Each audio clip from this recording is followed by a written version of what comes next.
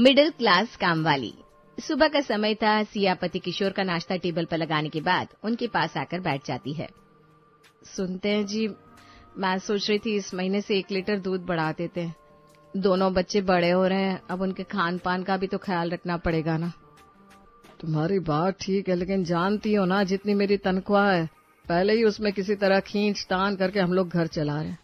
ऐसे में तुम खर्च बढ़ाने वाली बात मत करो, जो है उतने में मैनेज करने की कोशिश करो। अच्छा, अंश बेटा तो हाई स्कूल में गया है, आगे चलकर वो आईआईटी करना चाहता है। लैपटॉप खरीदने के लिए काफी दिनों से बोल रहा है। अगले महीने आपका बोनस आएगा, दिलवा दीजिए ना, मेरे बेटे को पढ़ाई में काम आएगा। कोशिश करता हूँ, पैसों का इंतजाम हो गया तो दिलवा दूंगा। सिया बिना कुछ कहे हाँ में गर्दन हिला देती है और किशोर को टिफिन उसके हाथ में देकर ऑफिस के लिए विदा कर देती है। किशोर के जाने के बाद, माँ 8th क्लास में आ गई हूँ, अब मुझे कोचिंग की जरूरत है। अभी तक तो मैं किसी तरह खुद से पढ़ाई करके काम चला लेती थी, लेकिन अब मुझे लग रहा है मुझसे नहीं हो पाएगा। हाँ मम्मा, दीदी ठीक कह रही है। मेरी क्लास में भी सारे बच्चे कहीं ना कहीं ट्यूशन पढ़ते हैं। एक मैं हूँ जो पूरा दिन किताबों के साथ दिमाग खराब करता हूँ। अच्छा, आपने वादा किया था ना इस बार समर वेकेशंस में आप मुझे स्केटिंग क्लास ज्वाइन करवाएंगी, याद है ना आपको? हाँ बेटा, सब याद है। ये सही है मम्मा, अपने बेटे के लिए तो आप इतना खर्च करने के लिए तैयार हो, लेकिन बेटी को कोचिंग तक नहीं लगवा सकती। क्या करूं क्या ना करूं, कुछ समझ में नहीं आता। बच्चे भी अपनी जगह ठीक ही है ना। आजकल कंपटीशन का जमाना है, छोटे छोटे बच्चे न जाने क्या क्या सीख रहे हैं। और एक हमारे बच्चे हैं, बेचारे समर वेकेशन में भी कुछ सीखना चाहते हैं तो उसके लिए भी हर बार मना करना पड़ता है। समझ में नहीं आ रहा, बढ़ते बच्चों के साथ खर्च हर दिन बढ़ रहे हैं, लेकिन कमाई का कुछ पता ही नहीं चलता। अगर किशोर के भरोसे बैठी रहूंगी तो कुछ नहीं होने वाला। बच्चे अपने क्लास में पिछड़ जाएंगे। नहीं, ये मैं नहीं होने दूंगी। सिया अपनी सहेली से फोन पर बात करती है। आज मूड बहुत खराब है यार, पता नहीं भगवान ने क्या सोचकर हम मिडिल क्लास लोगों की किस्मत लिखी है। चाहे जितनी कोशिश करो, कुछ न कुछ कमी रह ही जाती है। क्या बात है, तू क्यों परेशान नजर आ रही है? मुझे बता, शायद तुझे अपनी समस्या का कुछ समाधान मिल जाए। तुझे तो पता ही है, 2 बच्चे हैं मेरे, दोनों टीन एज में पहुंच गए। अब बच्चों की जरूरतें ऐसी हैं कि खर्चा दिन ब दिन बढ़ता ही जा रहा है, लेकिन पतिदेव की सैलरी टस से मस नहीं हो रही। समझ में नहीं आ रहा बच्चों का खर्चा कैसे कम करूं। समस्या ये नहीं है कि तेरे बच्चे चीजों की डिमांड कर रहे हैं, समस्या ये है कि तेरे पास पैसों की कमी है। देख, आजकल ना महंगाई का जमाना है, मिडिल क्लास घर एक आदमी की कमाई से चल नहीं सकता। तू भी कोशिश करके कुछ काम शुरू करना। अरे कैसे काम करूंगी मैं यार, जब से शादी हुई है तब से घर से बाहर पैर नहीं निकाला। मुझसे नहीं हो पाएगा। और फिर तुझे पता है ना, मैं ग्रेजुएट भी नहीं हूँ। अब मेरे जैसे अंडर ग्रेजुएट को कौन नौकरी देगा। एक सोल्यूशन है मेरे पास, लेकिन मैं तुझे बताने से पहले थोड़ा डर रही हूँ। कहीं ऐसा ना हो कि तुम मेरी बातों को गलत तरीके से ले लो और हमारे बीच का रिश्ता खराब हो जाए। अरे नहीं यार, मैं चाहती हूँ कि तू कुछ इस समस्या का समाधान निकाले, बता ना। मेरी एक दूर की रिश्ते की बहन है, उसके हस्बैंड ना अचानक काफी बीमार हो गए थे। घर चलाने की जिम्मेदारी मेरी बहन के ऊपर आ गई। पिछले 15 सालों से उसने नौकरी तो की नहीं थी, न वो घर से बाहर निकलती थी। उसे भी लगा कि वो कभी अपने परिवार के लिए कुछ नहीं कर पाएगी, लेकिन ऐसा नहीं है। आज उसके कारण उसका परिवार बहुत अच्छे से चल रहा है। मुझे भी बता ना, ऐसा क्या काम किया उन्होंने जो उनके घर में सब सही हो गया। देख यार, सबसे पहले तो तुझे ये समझना होगा कि कोई भी काम छोटा या बड़ा नहीं होता। पढ़े लिखे लोग ऑफिस में जाकर काम करते हैं, क्योंकि अब तेरे पास बड़ी बड़ी डिग्रियां या एक्सपीरियंस नहीं है, इसलिए तुझे कोई दफ्तर में बैठकर करने वाला काम तो देगा नहीं। तू इससे बेहतर वो काम करना जो तुझे अच्छी तरह आता है। मेरे कहने का मतलब है, तू बहुत अच्छा खाना बनाती है, क्यों ना तू घर घर जाकर लोगों के यहाँ खाना बनाना शुरू कर दे। और तुझे शायद पता नहीं, एक कुक को ना अच्छी खासी सैलरी मिल जाती है। तू 2-3 घर में भी खाना बनाने लगेगी ना, तो तेरे हस्बैंड के बराबर सैलरी हो जाएगी तेरी। फिर तो अपने बच्चों के लिए वो सब कर सकती है जो तू चाहती है। मैं तुझे सोचकर जवाब दूंगी यार, समझ नहीं पा रही हूँ क्या करूँ क्या नहीं। लेकिन ये बात तो है, घर में बैठकर हाथ पर हाथ रखने से समस्या का समाधान नहीं निकलेगा। परिवार के खर्चों का दबाव किशोर पर लगातार बढ़ता ही जा रहा है। वो कुछ कहते नहीं है, लेकिन उनके चेहरे से मुझे समझ में आता है कि वो कितना तनाव ले रहे हैं। अगले 2-3 दिन तक सिया काफी सोच विचार करती है और फिर वो डिसाइड करती है कि अब घर में बैठकर सिर्फ चिंता नहीं करेगी, बल्कि जितना उससे बन पड़ेगा उतना पति की मदद भी करेगी। सिया की सहेली की पौष इलाकों में अच्छी खासी जान पहचान थी। उसकी मदद से उसे खाना बनाने का काम मिल जाता है। किशोर, मुझे खाना बनाने का काम मिल जाए तो कैसा रहेगा? मैंने सुना है बड़े बड़े घरों में खाना बनाने वालों को अच्छी सैलरी मिल जाती है। अरे अभी इतने बुरे दिन नहीं आए हमारे कि तुम्हें घर घर जाकर नौकरानी की तरह काम करना पड़े। तुम्हें घर के कामों में आराम रहे, इसके लिए मैंने तुम्हारे लिए काम वाली लगा रखी और तुम खुद काम वाली बनने के बारे में सोच रही हो। बस इतना ही दिमाग है क्या तुम्हारे अंदर? इसीलिए कहता हूँ सोचने का काम मेरे ऊपर छोड़ दो, तुम बस रोटियां बनाओ। पति के मना कर देने के बाद भी न जाने क्या सोचकर सिया अगले दिन नौकरी के लिए बात करने सहेली के साथ रेखा के यहाँ चली जाती है। देखो, 7 लोगों का परिवार है हमारा। इतने लोगों का खाना बना लोगी ना? बाद में ना नुकुर तो नहीं करोगी? हमें खाना बनाने के लिए एक ऐसे इंसान की जरूरत है जो कम मसाले का सादा और स्वादिष्ट भोजन बनाकर मेरे परिवार को खिला सके। जल्दबाजी में अध पका और बहुत ज्यादा मसाले डालकर जबरदस्ती स्वाद लाने की कोशिश करने वाला कुक मेरे यहाँ नहीं चल पाएगा। पैसों की चिंता मत करो, मैं तुम्हें बढ़ाकर ही दूंगी। बस परिवार की सेहत के साथ समझौता नहीं होना चाहिए। आप बिल्कुल चिंता मत करिए मैडम, मेरे भी 2 बच्चे हैं और मैं समझती हूँ कि परिवार की सेहत एक माँ के लिए क्या होती है। मैं बिल्कुल अपना घर समझकर ही काम करूंगी और खाना बनाने में किसी तरह की जल्दबाजी नहीं करूंगी।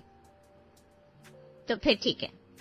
तुमसे पहले जो कुक काम कर रहा था वो 12,000 लेता था, लेकिन अगर तुम्हारा काम मुझे पसंद आया तो मैं तुम्हें 15,000 भी देने के लिए तैयार हूँ।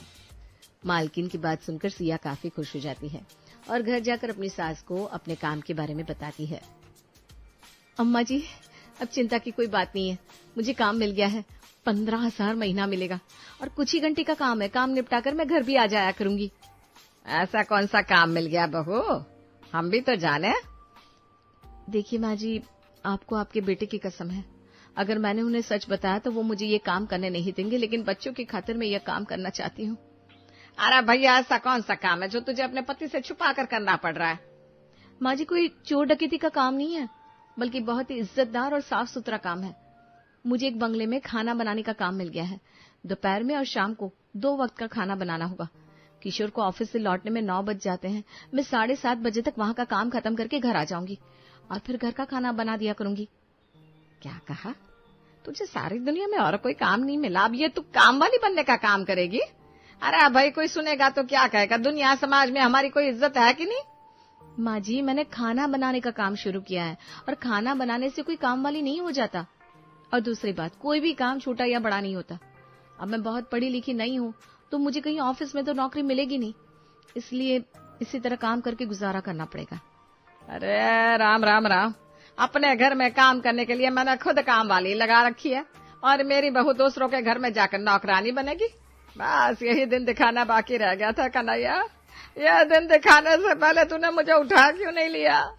माँ जी, बातों का क्यों बतंगड़ बना रही है? बहुत अच्छे लोग हैं जिनके यहाँ मुझे काम मिला है। होटल में भी तो कोई खाना बनाता है तो क्या वो छोटे हो जाते हैं? उन्हें तो लोग शेफ कह के पुकारते हैं। अरे बहू, ऐसा है, अब तू अगर काम वाली बनाने का विचार बना चुकी है ना तो भाई कल से मेरी रोटी तुम मत बनाना। पता नहीं कौन जात बिरादरी के यहाँ जाकर रसोई में घुसकर खाना बना रही होगी। हमारा तो सारा धर्म भ्रष्ट कर दिया तूने। अपनी 2 रोटी हम खुद बना लिया करेंगे। हमें तो काम वाली को भी अपनी बहू कहने में शर्म आती है। सारी दुनिया जहान में यही नौकरानी बनने का काम मिला था तुझे। शाम के समय, किशोर, मुझे एक प्ले स्कूल में नौकरी मिल गई है। स्कूल के बच्चों की देखभाल करनी है और थोड़ी बहुत एक्टिविटी वगैरह। इसके बदले मुझे 15,000 सैलरी मिलेगी। अगर आप कहो तो ये जॉब कर लूं? ठीक है, तुम्हारी इच्छा है तो कर लो, बाकी मेरी तरफ से ऐसा कोई दबाव नहीं है। सिया ने अगले ही दिन से खाना बनाने का काम शुरू कर दिया था। कुछ दिन बाद शाम के समय, सिया, मानना पड़ेगा, तुम बहुत स्वादिष्ट खाना बनाती हो और साफ सफाई से काम करती हो। तुम्हारे हाथों में रसोई छोड़कर मैं बिल्कुल निश्चिंत हो गई हूँ। तुम पैसों की चिंता मत करना, बस वादा करो कि मेरे यहाँ का काम नहीं छोड़ोगी। आजकल अच्छे कुक ढूंढना भी बड़ा मुश्किल काम है। हाँ दीदी, क्यों नहीं। अच्छा, मैं चलती हूँ। 1 मिनट सिया, अरे तुमने पूरे परिवार का खाना बनाया और खुद 1 गिलास पानी तक नहीं पिया। कल से तुम भी यहीं पर खाना खाकर जाया करो। और हाँ, संकोच की कोई बात नहीं है, दूध फ्रिज में रखा रहता है, चाय बनाकर पी लिया करो। तुम मेरे लिए मेरे परिवार की तरह हो। जिस तरह से तुम हमें अपना परिवार समझकर इतने अपने पद से हमारे लिए खाना बना रही हो, तो हमारे लिए भी तो तुम हमारा परिवार ही हुई ना। खुद को नौकर समझने की जरूरत नहीं है। सिया का काम बहुत अच्छा चल रहा था। वो जितने प्यार और अपनेपन से खाना बनाती, उसे देखकर मालकिन और उसके परिवार के लोग बहुत खुश रहते थे। सिया मेरी एक सहेली है। वैसे तो उसके यहाँ पर कोई कुक के हाथ का बना खाना नहीं खाता, लेकिन उसकी मजबूरी है, ऑपरेशन हुआ है उसका अभी फिलहाल 6 महीने के लिए उसे डॉक्टर ने रेस्ट बताया है। अगर तुम उसके यहाँ खाना बनाने का काम कर दोगी तो उसकी बहुत मदद हो जाएगी। और तुम बिल्कुल भी चिंता मत करो, तुम्हें नौकरानी नहीं बल्कि परिवार के सदस्य से भी बढ़कर प्यार सम्मान मिलेगा वहाँ। ठीक है दीदी, आप कहती हो तो मैं बना दूंगी। सिया मालकिन के बताए घर में पहुंचती है तो देखती है घर में रहने वाली राधा की एक 3 साल की छोटी बच्ची भी है। तुम ये समझ लो, इस समय कोई अपना भी मदद करने के लिए आगे नहीं आ रहा। इस समय तुम अगर मेरा घर संभाल लोगी तो मैं तुम्हें मुंह मांगे पैसे देने के लिए तैयार हूँ। बस वादा करना होगा कि बच्चों की सेहत और खान पान के साथ कोई समझौता नहीं करोगी। आप बिल्कुल चिंता मत करो दीदी।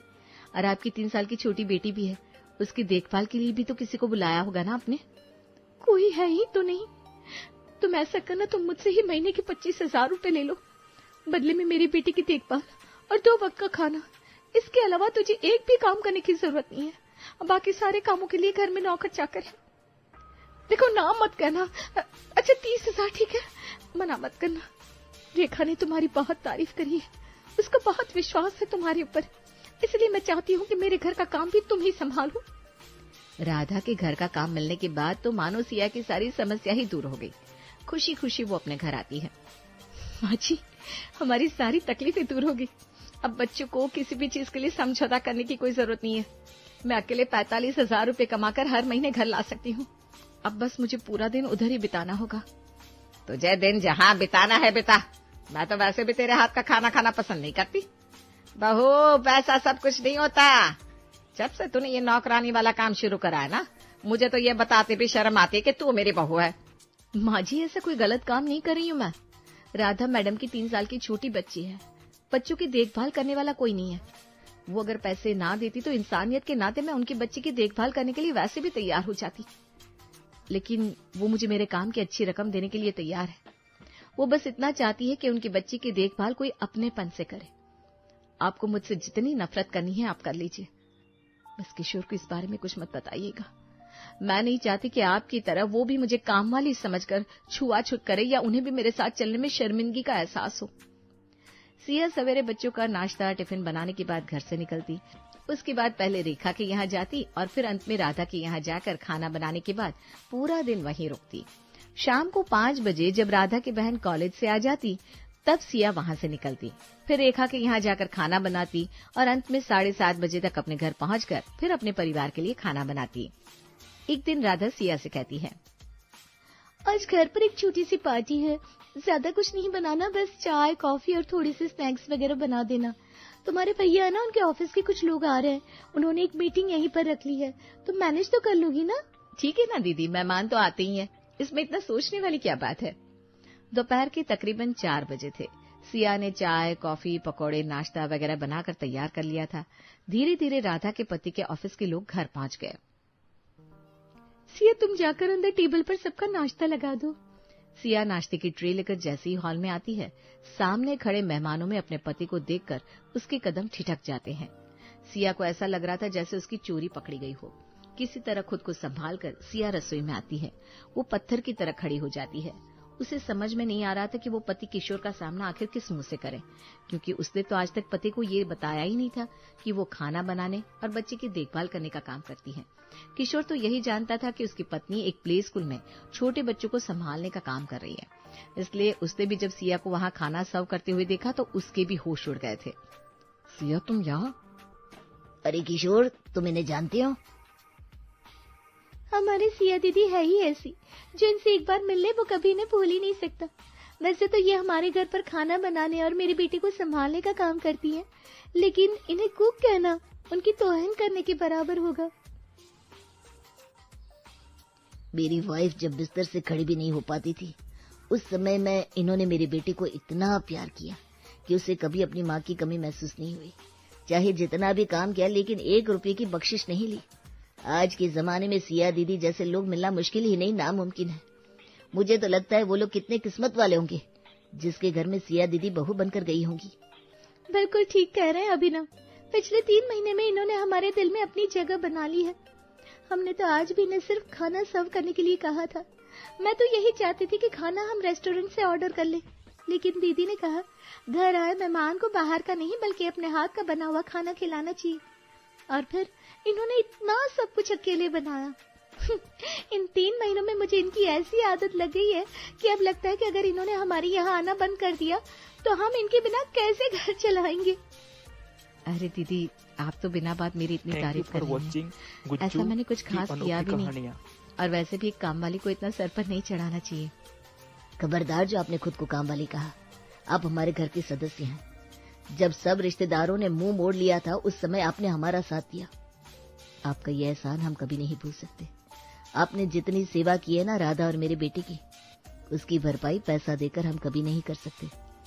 एक तरफ राधा और अभिनव उसकी जी भर की तारीफ कर रहे थे, वहीं दूसरी ओर सिया पति किशोर की नजर में गिर जाने के कारण शर्मिंदा हुई खड़ी थी। मेहमानों के सामने तो किशोर कुछ नहीं बोलता। पार्टी खत्म होने के बाद किशोर और सिया घर चले जाते हैं। घर पहुंचकर, सिया तुम्हें कुछ कहना नहीं है? मैं कुछ भी कहने सुनने लायक बची ही कहाँ हूँ।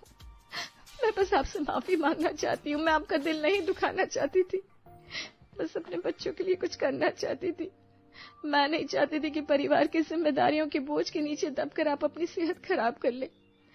बस इसीलिए मैंने ये खाना बनाने का काम पकड़ लिया। और आप ही कहते थे ना, मेरे हाथ के खाने में इतना स्वाद है कि कोई तारीफ किए बिना रह नहीं सकता। देखो, आपके दिए कॉन्फिडेंस के कारण ही आज मैं और जगह जाकर इतने अच्छे से खाना बना पाती हूँ। माफी मांगकर मुझे शर्मिंदा मत करो।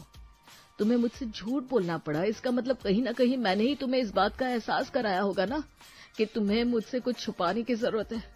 तुम्हारे काम को छोटा समझा, इसके लिए मुझे तुमसे माफी मांगनी चाहिए। तुम्हारे जिस काम को घर में सबने धिक्कारा, उसे बाहर इतना सम्मान मिल रहा है, ये देखकर आज मुझे बहुत खुशी मिली है। तुम्हें चिंता करने की कोई जरूरत नहीं है। आज से मैं तुम्हारे साथ हूँ। 2-2 जगह खाना बनाकर तुम भी थक जाती होगी, इसलिए शाम को घर पर खाना बनाने में आज से मैं तुम्हारी मदद कर दिया करूंगा। जब तुम घर के खर्चों की जिम्मेदारी में बराबर हाथ बटा रही हो, तो मेरा भी तो फर्ज है कि मैं भी घर चलाने में तुम्हारी मदद करूं। और फिर सिया और किशोर मिलकर अपने बच्चों की अच्छी परवरिश पर ध्यान देते हैं, क्योंकि अब उन्हें बच्चों के भविष्य के लिए ज्यादा सोचने की जरूरत नहीं थी।